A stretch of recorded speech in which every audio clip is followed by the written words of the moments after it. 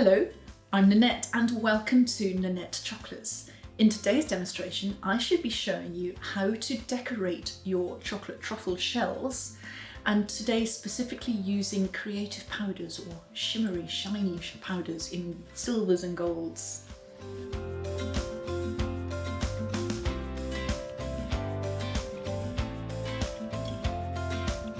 So today I am going to start to show you how I decorate professional chocolate molds in order to create some really interesting and very attractive chocolates. You can see some of those here in front of us. So got a range of different techniques that we can use, including cocoa butters, coloured cocoa butters that you can see at the back here, or just different coloured chocolates. And then some special effect creative powders which have a sort of shimmery gold or silver or blue effect or something like that. Today though, I'm going to start off by showing you a very simple way of decorating your chocolate molds using chocolate itself and a creative powder, which in today's case is going to be a silver one as well. So to start off with, let me introduce you to the mold that I'm using today. So this is a rigid polycarbonate mould with chocolate shaped indentations to it, and these have a sort of a honeycomb kind of skep design to them as well, so lots of different facets to the edge of the chocolate, which is quite nice when you're looking for a different effect on the chocolate. It's not as straightforward, as simple as some of the just smooth faced chocolates.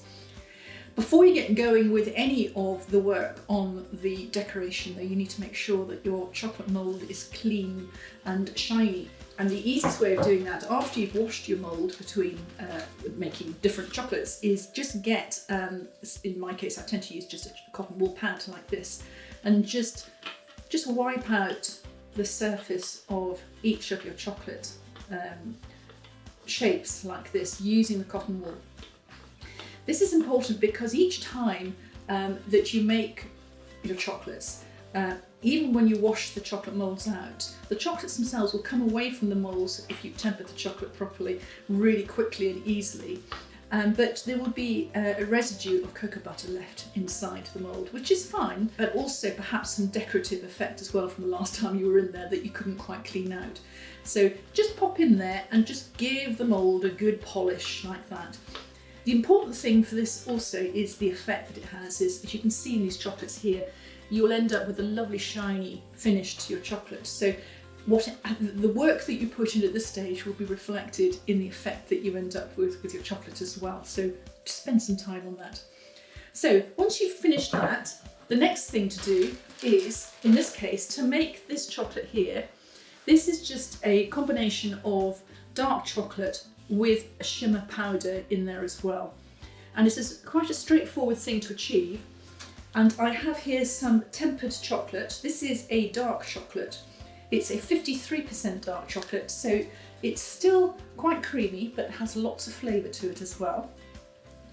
And what I'm going to do simply is take my thumb and just dip it into the corner of the chocolate like that, or the edge of the tray, and just wipe my chocolatey thumb around the inside of each of the chocolate moulds like that.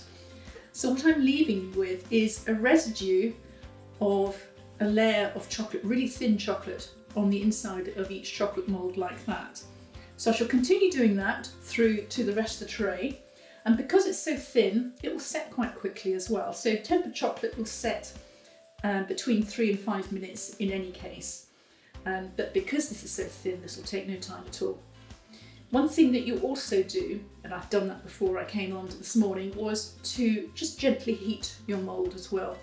So if your mould is too cold to the touch when you put your hand against it, the chocolate will seize quite quickly, and going forward when you're wanting to create the shells of your mould, then it's important to just take that chill off the surface of your chocolate mould so that the chocolate doesn't set too quickly. It just makes it harder for you to work the chocolate if the mould is cold and the chocolate sets too quickly. So I think that will do, just a little bit more here and there.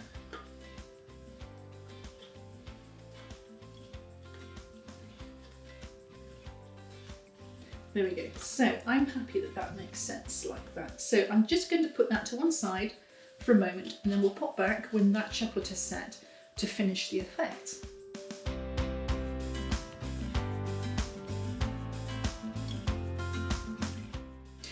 So this chocolate is now dried in the mould, so what I'm going to do now is pop in there with some of this creative powder, which I've chosen today, silver, and a little brush.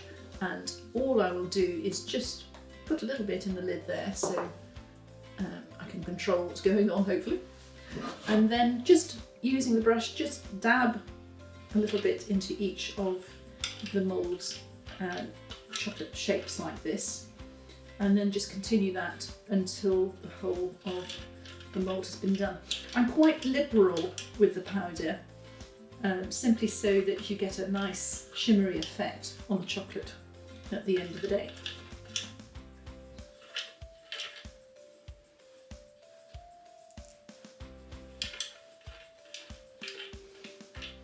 I also find that if there is a lot of powder in here, you can obviously tap it off to get rid of the excess if you wanted to. But I find that you also get an interesting sort of almost cracked vintage effect to the surface of the chocolate as well sometimes when you have quite a lot of powder left in the shell. But it's really up to you as to what effect you'd like to end up with. So that's the completed decorated shell for the moulds for the chocolate shells. So I'm just going to put this away before I spill it everywhere. And what I'll simply do to finish off today's demonstration is to use some tempered chocolate to create the chocolate shell so you can see the full effect that way. So it's got some rough edges on there from when I was decorating, so just scrape that off so we've got a nice smooth surface there to work with. Right, so this is my tempered dark chocolate that I was using to create the decorative effects anyway. So I will just make sure this is up to temperature because it's been sitting there for a little bit. And there, my temperature gun is telling me it's 30 degrees. So because this is dark chocolate, its working temperature is slightly different from the milk chocolate that I have demonstrated tempering. So this one, the working temperature is more like 32 degrees. So I just want to pick up that temperature a little bit now. So I'll do that with my hot air gun.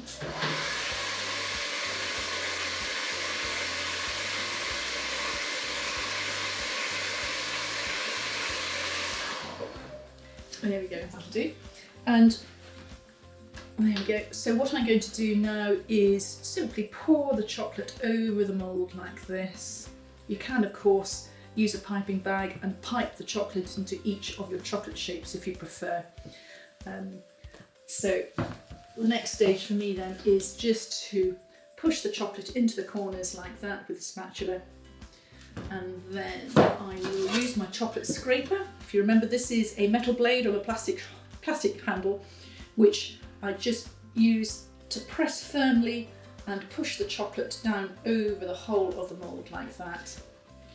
And then just tidy up the edges so that you don't get chocolate all over the place. Well, you get chocolate in fewer places. And then just another quick swipe over the top to get rid of anything excess like that. And then to get rid of the air bubbles, if you remember, we don't want air bubbles on the bottom of your chocolate tray because that translates as holes in the tops of your chocolates, which is not the desired effect. I just need to tap this tray against the surface, the work surface, just to get rid of the air bubbles.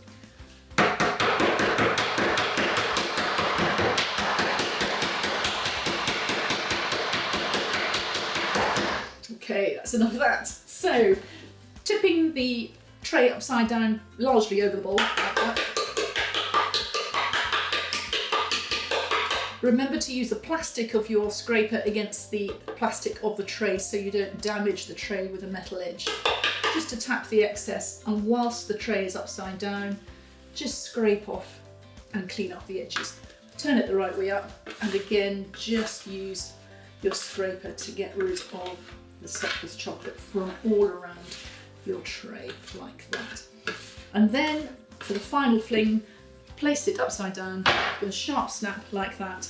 That way the chocolate is being forced down over the edges of the chocolate to create something of a footprint at the bottom of the mould, which will help you when you complete the chocolates at the end of the process. So that's the end of that process. Once that has set, which will happen once you just pick it up and place it in the fridge for about 10 minutes, and then you'll end up with shells like this.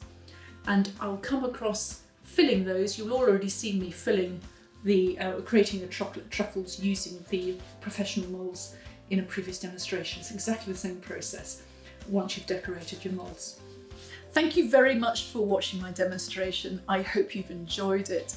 I would love to know what you think, so please get in touch, which you can do so via my website if you'd like to. I'd love to know also what you'd like me to show you in chocolate going forward.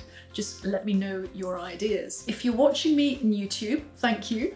Please hit the notification bell and don't forget to subscribe. Thank you.